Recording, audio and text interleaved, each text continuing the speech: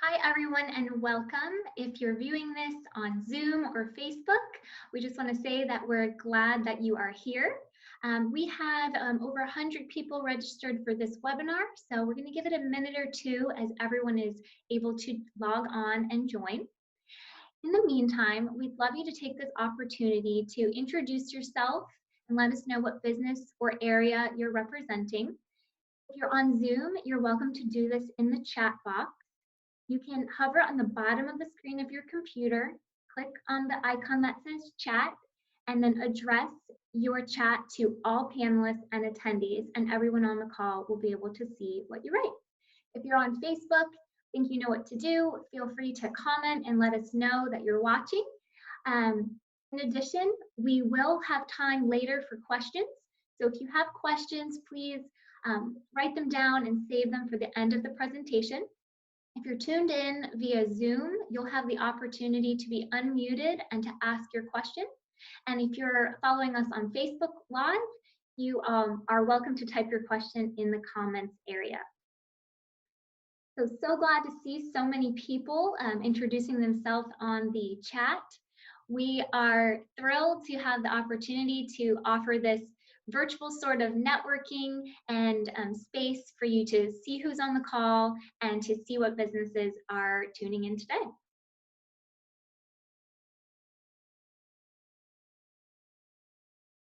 Wonderful.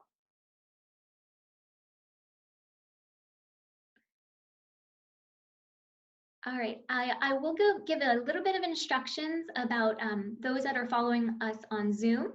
I see a couple of you have your hand raised. We will take questions via audio at the end of this presentation. If you have a question at this time for me or about logistics of Zoom, you're welcome to type that in the chat box and select the two as Amy Morgan, and I'd be happy to answer your question.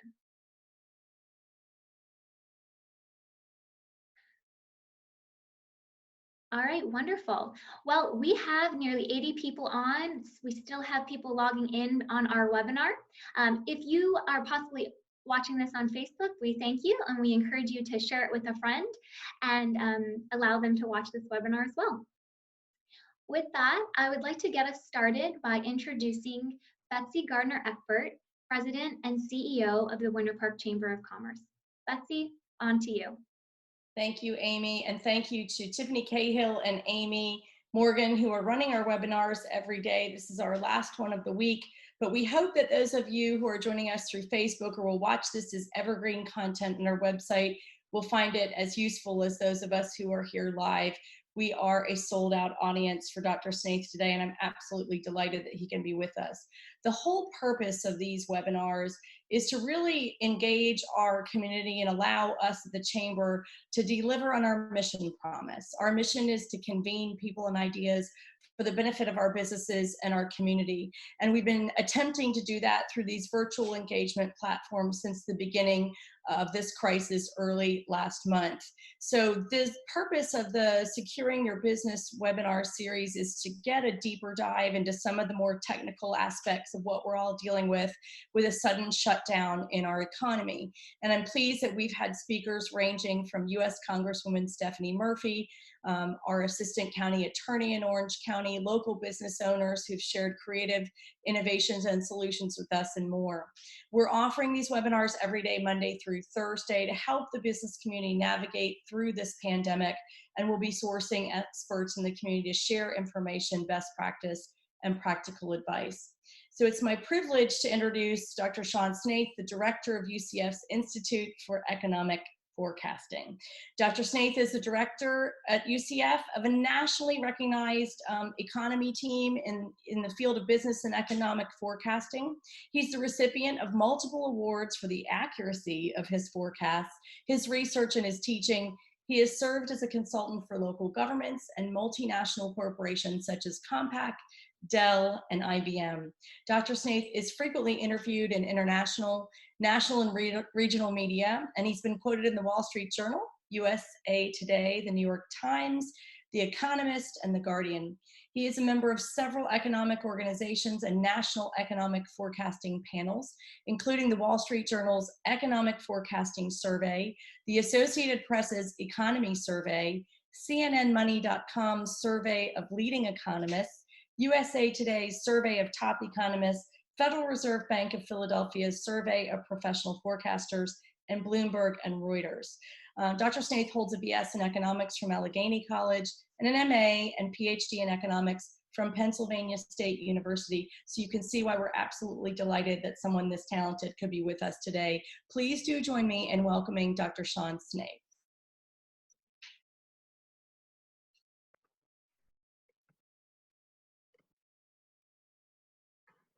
Am I here? You are, welcome. Okay, thank you. Thanks, Betsy. And unfortunately, after that introduction, I'm out of time. Nice try. I appreciate the opportunity.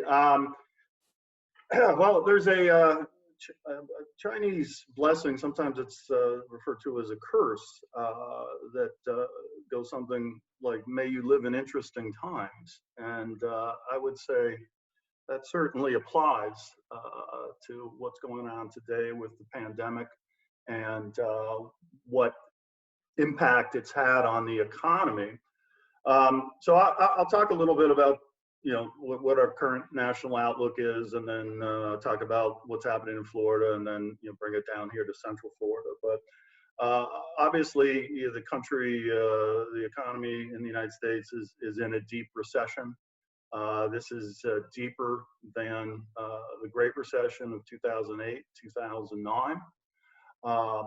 It's likely to last, and this really depends upon, and I'll touch on this again, it really depends upon the public health measures and how they play themselves out going forward. If what I think happens with the public health measures, that is, we start to see some easing in May, further easing in June, and moving back to nearly full restoration in July, I think we're looking at a recession that could be 3 to 6 months in length.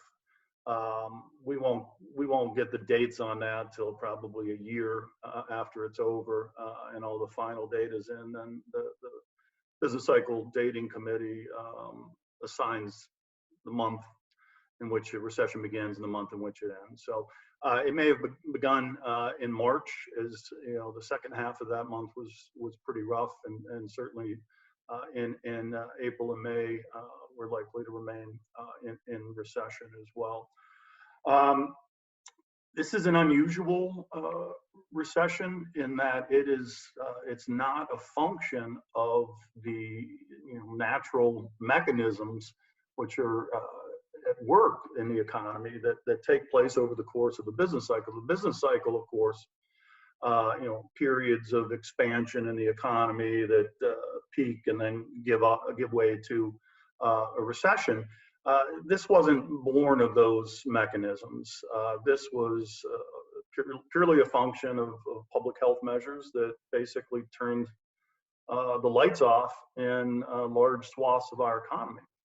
And as a result, we're seeing just unprecedented numbers in terms of declines in output, a remarkable surge in unemployment nationally. We're at 22 million people unemployed, and that's occurred in the span of 4 weeks. So this is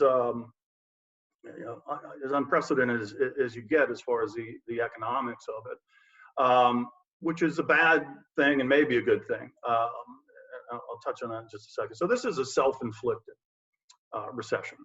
The path, the depth and the length of the recession will be a direct function of how long public health measures remain in effect. And furthermore, what the recovery will look like will also depend on how long these public health restrictions remain in effect, because the longer they're in effect, the more likely that the number of businesses who don't make it to the other side of the pandemic will increase.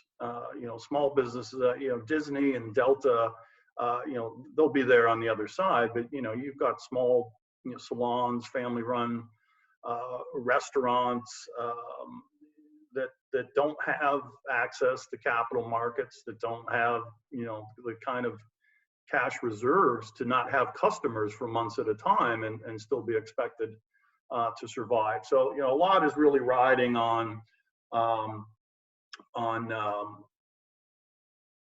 the public health measures and when and how we roll these things back. I think the economy will start to grow somewhat in the third quarter. I'm not sure, again, how robust that growth will be. But by the fourth quarter of the year, things should be growing quite rapidly. I think some of the sectors in our economy can turn back on and get up and running fairly quickly. Other sectors are going to take more time, and the damage there will be lasting. And so I think the labor market is going to struggle. I think we'll see peak unemployment by the end of the year. Even though the economy is going to have been expanded, there's going to be some delayed effects here. And I don't know how confident I am with the unemployment numbers, because the system was not designed for massive onslaught of unemployment insurance applications, because that's, unemployment is typically a lagging indicator of the business cycle, and it rises gradually over time. It doesn't spike in the matter of a few weeks like we've witnessed in this particular episode. So, all these states are inundated with these requests, and systems were sort of built, I'm sure, based on history, and there's nothing in history like this that would have necessitated the infrastructure you need to quickly process 22 million unemployment applications. So I think the data is rapidly evolving, and we're learning more about the COVID-19 virus. And so, I think the baseline scenario I just laid out, I think it could be better than that. I think it could also be worse. We don't really know what the true mortality rate is for the virus. Just the people that are being tested are the people that are the sickest. And so those case fatality rates are high, but we don't know how many people have been exposed to the virus that may have been asymptomatic or just thought they had a cold or a regular flu and went about their business. If we find out that this is not as fatal as was originally thought, I think that could help in moving more expeditiously to open the economy up, as well as to ease people's lingering fears that might be in place once we do open up the economy. So in that case, things could pick up in June. If we get a wide random study of the presence of antibodies in the population.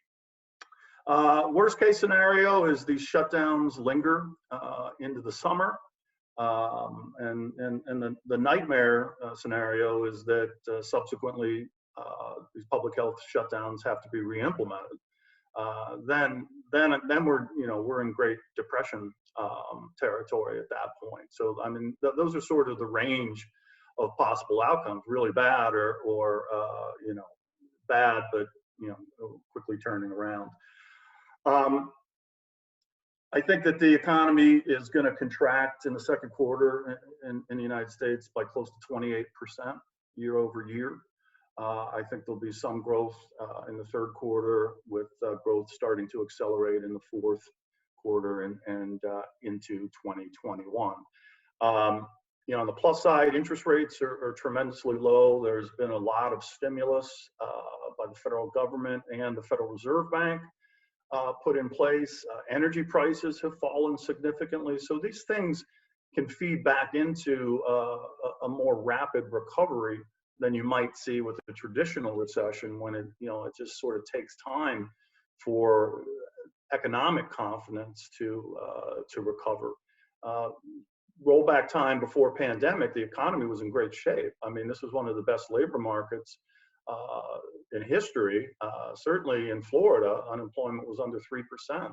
Job growth was almost twice the national rate, and Orlando was one of the best job markets in the country. So it was a very healthy economy before all this, and my hope is that because we were so healthy going in, we'll be able to bounce back more quickly as a result. So I think that the state's going to see a significant contraction in GDP for the full year of 2020. I think it's going to be bad for the rest of the year. I think that the one piece that may be slower to come back, again, assuming we don't find out good news, good in quotes about the virus in terms of its lethalness. I think tourism is going to be a bit slower to recover. And I mean, obviously it's been decimated, when you shut down Universal and Disney World, it's a major blow to that sector of the economy. And you've got passenger traffic at the Orlando International Airport, which is down 97% versus a year ago. So this is just really unprecedented. I mean, the closest historical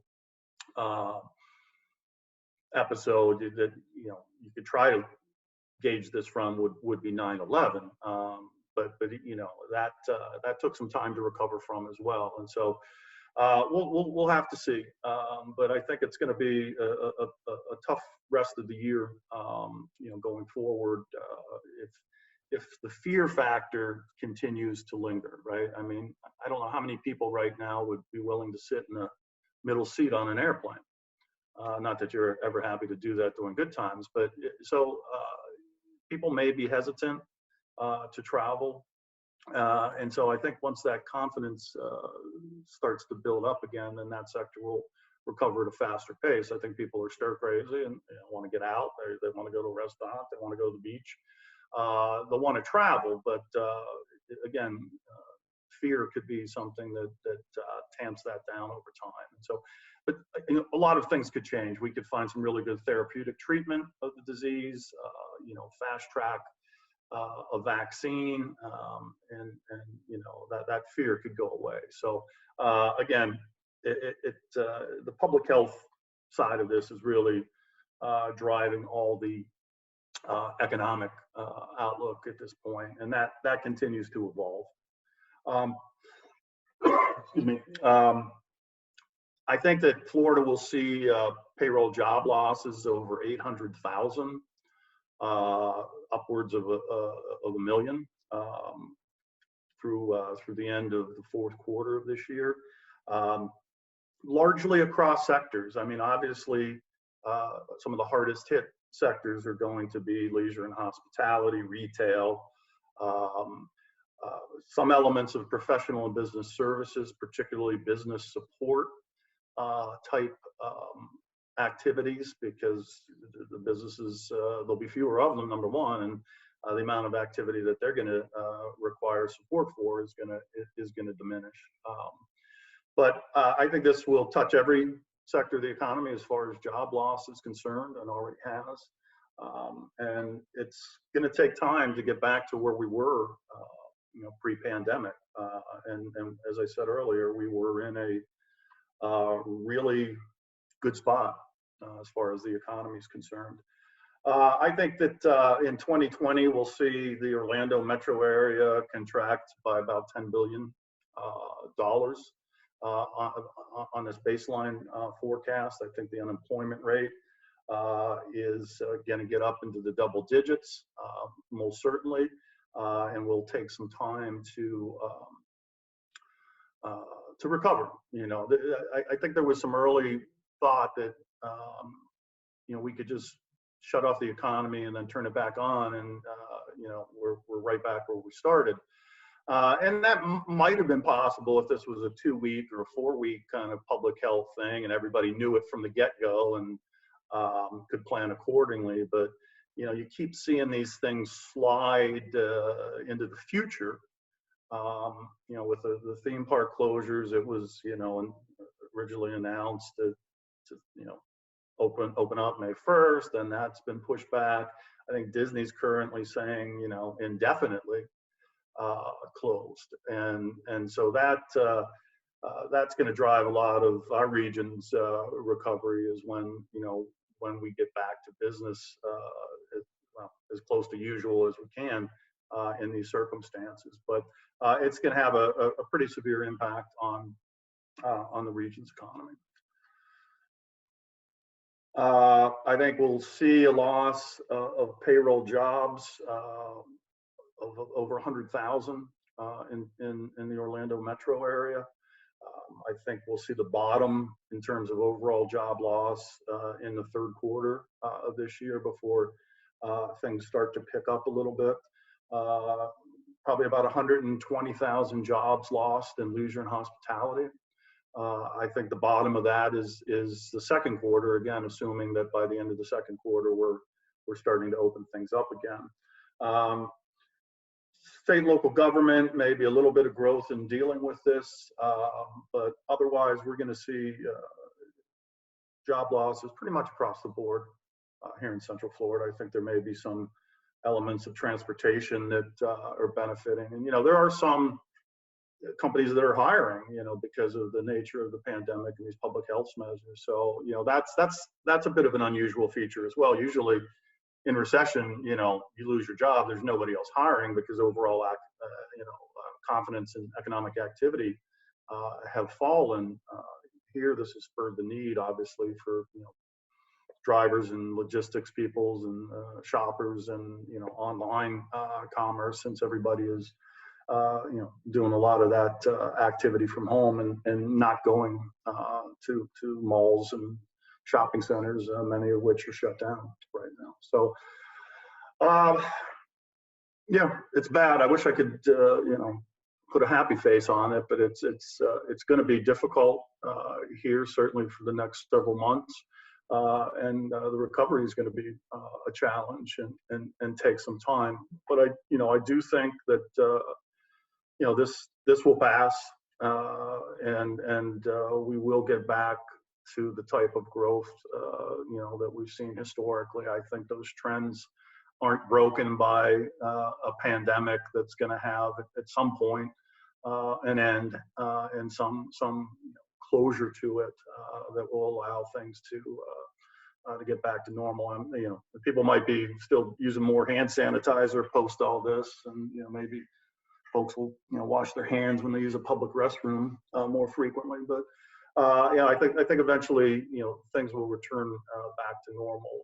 You know, the numbers globally, they don't look like the Spanish flu, the pandemic of 1918. This is not apparently spreading as rapidly and is not as fatal as that virus was. And you know, so when I was watching these numbers before the public health measures were implemented, I didn't think it was going to cause a recession. I thought that you know, it was going to suppress activity a little bit, but it didn't look that bad.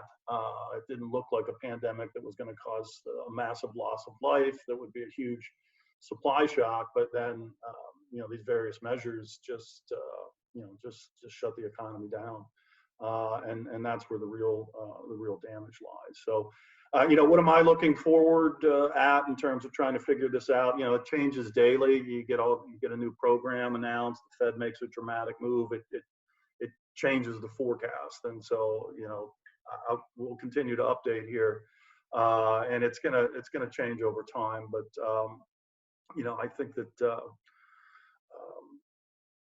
we're looking at, you know, as I said, a few more months of pain. And then hopefully a recovery that really starts to take off in the second half of 2020.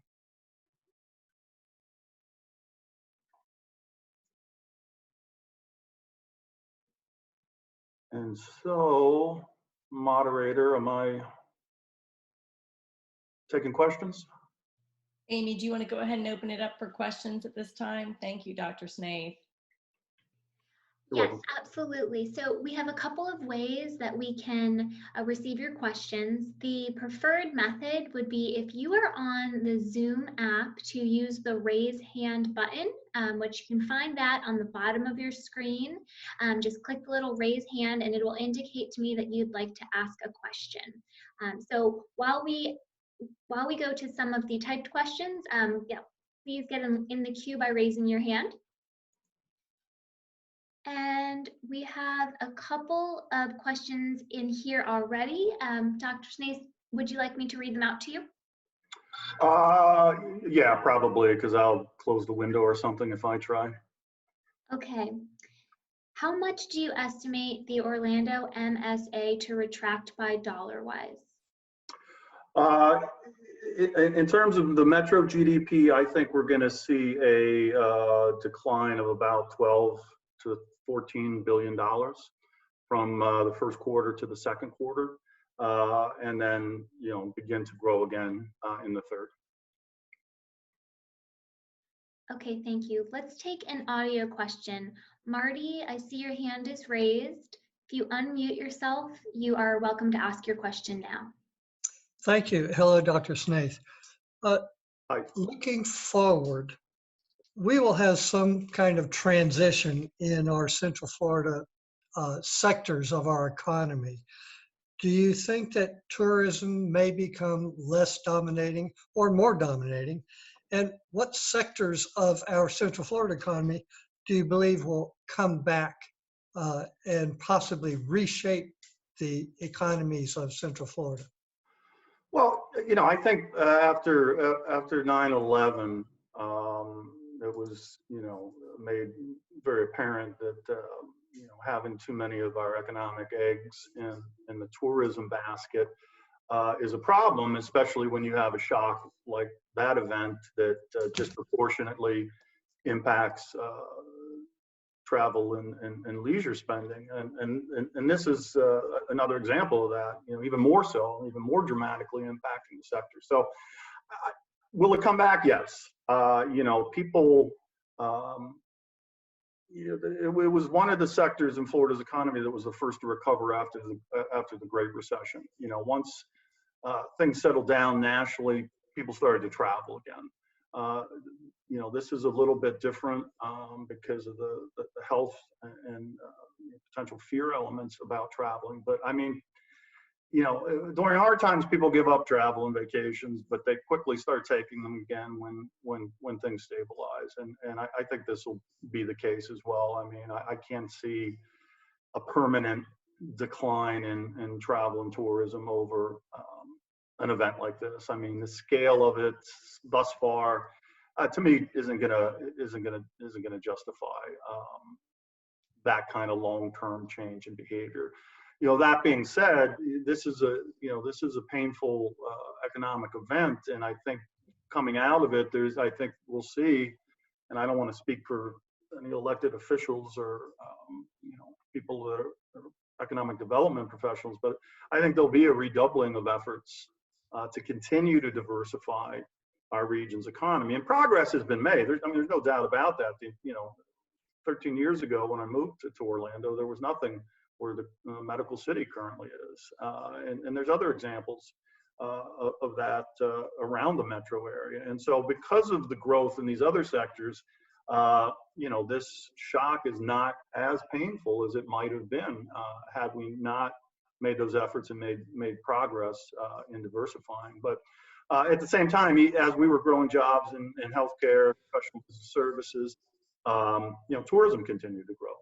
I think that that will likely be the case. I mean, the plans that were in place before this, various expansions at the parks and expansion at the airport because of the large number of visitors, the whole Star Wars element of things at Disney. I think that sector will continue to grow post pandemic, and I think.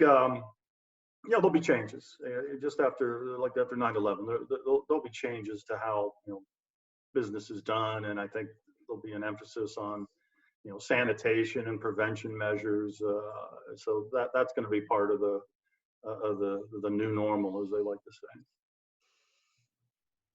Thank you. Thanks for your question, Marty. I see we have Dawn for hand raised. Dawn, you're welcome to ask your question now. Just unmute yourself on your side. Thank you so much. I had already started to notice a bit of key indicators. I own a staffing company, and we're usually the first to hurt and the first to recover. I was already kind of bracing myself a bit for a recession. I thought it would come down the line differently, of course, but I'm surprised to hear you only think that there'll be a few months of suffering after this instead of a few years. Well, it depends on what metrics you're looking at. I mean, I think economic activity will begin to expand once these public health measures are rolled back. I think the labor market damage is going to take longer to recover. I mean, that was my point. We're not just going to flip the switch back on and go back to, February of 2020. My comments about how long the public health measures remain in effect as the driver of both the severity of the recession and also the shape and path that the economy will follow as we move out of recession. And so, these measures have been in place longer than I thought they would. I think that the longer they stay in, the more difficult and lengthy the recovery is going to be. We were in a unprecedented expansion in terms of its length. It was the longest period of economic expansion in U.S. history. That's over now. And I think people, because we were there was some concerns about recession. People were getting sort of spooked by a variety of things. The inverted yield curve triggered some recession fears at the end of 2019, and I think is natural. I mean, all expansions come to an end. I don't think we were necessarily, based on the job market data that was coming out each month, looking like we were starting to slip into recession before this, generally speaking, because, payrolls were still growing. And they were growing rapidly here in Central Florida. So, but that's different. Yeah, that's over. So how we go from here, how quickly we lift these measures, how quickly economic activity recovers, that's still up in the air. But the conversation early on was just purely about the virus and public health. There was no, we have to flatten the curve. That's it. That was the message. And so we took measures to do that, but in the process, we've bulldozed the economy. And I think as the cost of that is becoming more apparent, the conversation has switched. There's a trade-off here. There's no great answer to how do we deal with this going forward, because these lockdowns aren't going to magically make the virus disappear from the planet. Maybe it stopped an inundation of our healthcare system. Who knows? But the projections for deaths were very high early in the pandemic. Imperial College London had an estimate 1 to 2 million dead in the United States, and that triggered some of these more dramatic public health measures. Those numbers keep getting revised down. A month and a half ago, it was 120 to 240,000 deaths from this University of Washington model that seems to be widely followed. That's now down to 68,000. Right. And so that kind of trend is good as far as the economy is concerned, because it will help reshape the public health policies and reshape them in a way that I think will be less detrimental economically speaking. So yeah, where we were before doesn't really matter. Where we go from here is what the focus needs to be. And at the heart of this are the public health initiatives. I mean, $2.2 trillion stimulus put together in a couple of weeks. That's a record for the federal government. That will have eased some of the pain, but certainly doesn't make us whole. It's been a dramatically costly set of actions. We self-inflicted everything that's or most of what's happening in the economy. There may have been a slowdown just if people on their own volition decided to start reducing travel and things like that. But when you just say, okay, you're closed, you can't do business anymore, you know, the damage is monumental. And you know, even healthcare, they might think this would be a boon for the healthcare industry. That's not the case, because nobody's doing elective procedures. I mean, they're laying off people at hospitals around the country. So yeah, we got to get back to business, and you know, need to redouble efforts into research, therapeutics, the vaccine, make sure we're, you know, have the stockpiles of the things that we need, because this could flare up again, and probably will, until we, you know, have a vaccine to deal with it. Thanks for your question, Don. Next question is about real estate. Could you speak a little bit to both the impacts you might see on residential and commercial real estate? Well, yeah, this is, you know, on the plus side, as far as real estate is concerned, interest rates are remarkably low.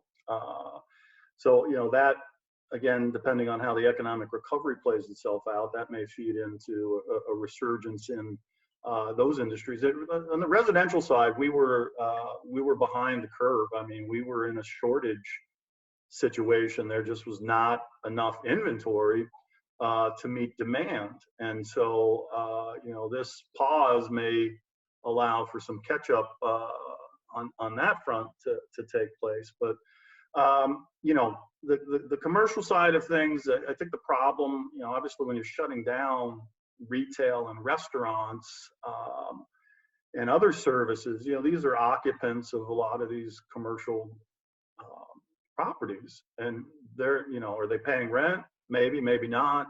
How long are those businesses going to be able to remain solvent? So, you know, there could be a spike in vacancies on the commercial side. I think, you know, unlike 2008, you know, the housing market isn't collapsing here. And that's a good thing. Will there be a spike in delinquencies as far as mortgage payments are concerned? Certainly.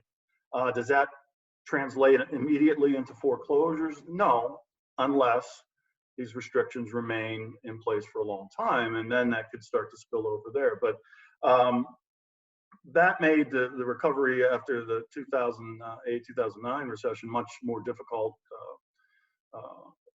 task here in Florida, because of all the wealth that was destroyed in the housing market. But you know, I don't see that kind of wholesale carnage at all in the residential sector. But I think commercial, because of these business closures and the sort of domino effects of that, you know, may have a rougher ride of it. Great, thank you. I'm getting a lot of questions in, so for those of you that are typing your questions, we'll do our best to get to as many of them as possible. Just try and be patient with us. Okay, Dr. Snaith, the next question that we have is from John Kieran. Assuming pandemics will occur again, what have we learned, and what would you do differently in preparing our country? Well, I'm not a real doctor. But I think, you know, what we've learned is you have to have the resources in place to address these pandemics. I mean, the fact that there weren't enough surgical masks and ventilators, or at least feared that there wouldn't be enough. You know, I think like the strategic oil reserve, we should have, you know, a strategic pandemic reserve that includes, you know, not just medical equipment, but you know, therapeutic drugs that might arise. I think this is going to impact sort of the global pattern of trade. I think, you know, being dependent on China for a lot of our medicine and equipment, you know, turned out not to be a very good thing in this particular pandemic. And you know, countries start looking out for their own best interest, and so I think that could shake up, you know, where some of these products are manufactured in sort of a national security argument as much as a public health one. But yeah, there will be another pandemic. I mean, you know, before this, it was H1N1, swine flu, Ebola. You know, you go on down the line. It's part of the human condition. This is going to happen again.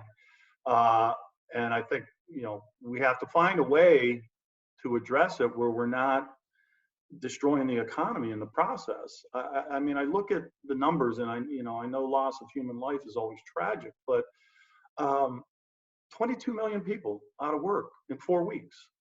I mean, to me, that's not acceptable response. So you know, going forward, we have to have some better way of dealing with it than just, you know, shutting down the economy. Great, thank you. Another question that we have is from Susan. We know that tourism and retail suffered from the coronavirus immediately, but what are some of the types of businesses or industries that you may see suffering economically in a month or several months from now? Well, yeah, I mean, I think some of these are going to be a bit lingering.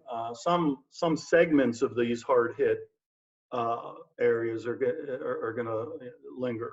So, for example, the cruise industry, right? I mean, who's going to be rushing to get back on a cruise ship here once the public health measures are lifted? I think that could take a little longer for people to feel confident about that. And does that mean until the vaccine is found, or some therapeutic treatment that, you know, will stop it from being fatal? I don't know what they're going to do about large gatherings. You know, how are sports events, how are concerts, how are plays? You know, how are they going to recover? You know, how willing are people going to be to squeeze into the bleachers to watch a football game, or to, you know, go into the middle of a row in a theater to see a musical? So some of those could see lingering, you know, if the fear element of this doesn't dissipate quickly, you could see lingering impacts in some of those subsets. I think it's pretty easy to turn back on, you know, manufacturing. Okay, let's just open these plants up again and people can go back to work. But, you know, where the intersection between public health and economic activity is the greatest, I think those will be the areas that see longer term impacts from the pandemic. Okay, great. Next question. Relating to tourism, would the shift to in-state travel and the drive market help offset some of the losses? Should we consider a marketing initiative to promote those type of things? Yeah, and I mean, I think they already have. I think, you know, Visit Orlando has begun to reorient some of their activities to a radius that, you know, it enables people, you know, to just drive to the area as opposed to get on a plane. And so that, I think that makes sense. I'm sure the theme parks and you know, other affected businesses will focus on Floridians and folks from neighboring states in the early part of this recovery. Because as I said, you know, we're just not going to go back to 50 million passengers at an annual rate in August at OIA. I think that buildup is going to have to take place over time.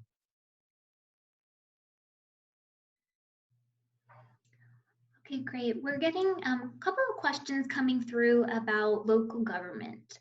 I'm going to try to package these together for you. So first, Karen asks, what do you think the overall impact will be to local governments?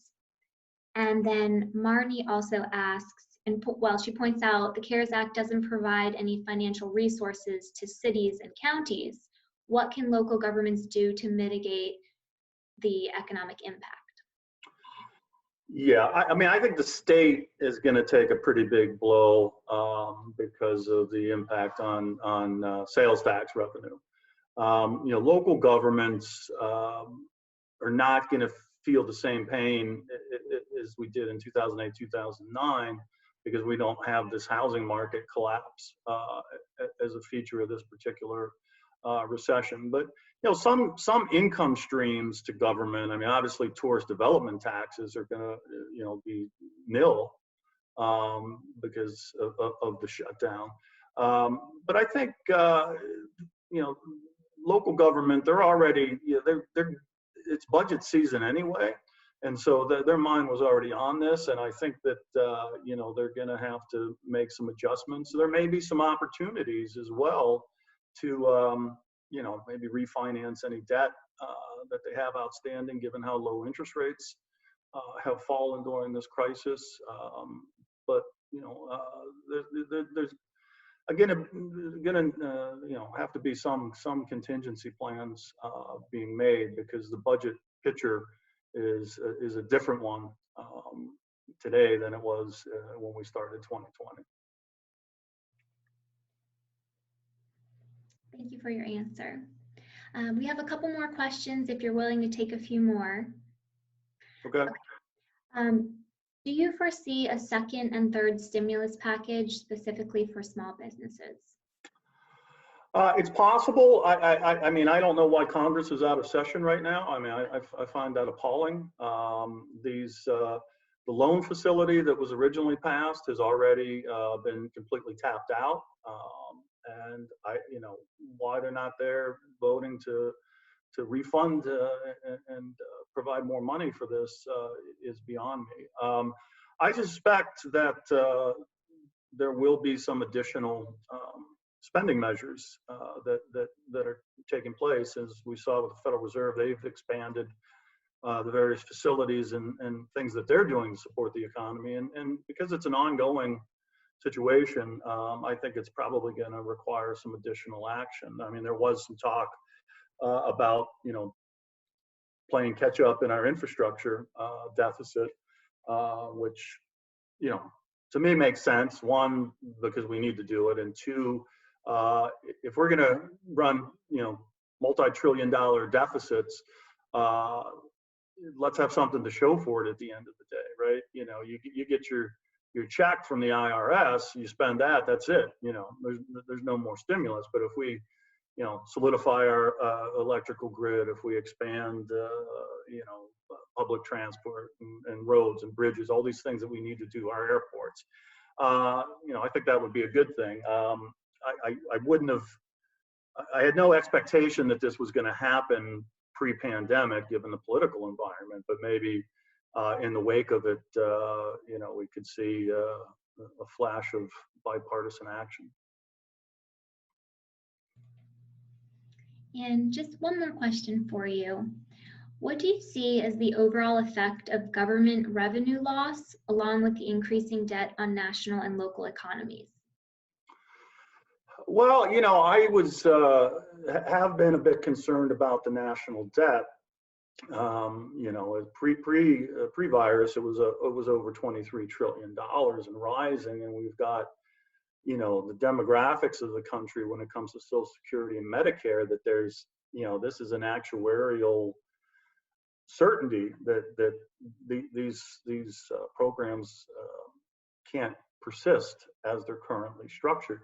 The only upside is with all this borrowing is that we've been able to do it at very, very low rates. And as is the case in history, so was it this time around, that when there's uncertainty in the globe, money flows into the United States, and in particular U.S. Treasury bills and bonds. And we saw that. In fact, the 1 and 3 month Treasury bill earlier in this pandemic, actually the interest rates went negative. People were paying the government to have them borrow money from them. So that's the one silver lining, is that if we're going to have this kind of spending, at least we're financing it at a low rate. But at some point we get past all this, we're looking at $30 trillion of debt. How long is the rest of the world, going to be willingly buying this up, and what are the consequences of that? So the national situation will persist. I mean, the states can't, local governments typically can't run deficits. So Their shortfalls will be temporary. Their budgetary changes will be temporary, but the long run consequences federally could be significant and with us for some time. Thank you so much for taking these questions from the audience, and for those that asked questions, thank you. I believe that we got to most of them or covered a version of your question, so thank you for doing that. Betsy, I'll turn it back to you to close us out.